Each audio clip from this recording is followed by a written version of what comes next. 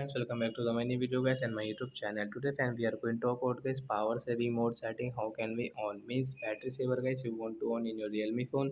So how can you on today I will show you in this video guys. So before starting video friend, first of all go and subscribe the channel guys, click the bell icon, like the video. So friends, now let's see guys how can we on power saving mode. Guys, open your phone setting guys. After on phone setting guys, scroll it. Then guys you can see guys your battery setting. So guys click on guys your phone battery setting guys, tap here. Hence you can see your power saving mode. So once you want to on your power saving mode, so guys you can on from here. After on guys you can see guys your battery indicator with yellow, so your power saving mode is on.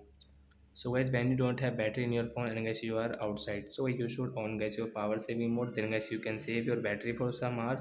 Then guys when you will reach your home, then guys you can charge your phone.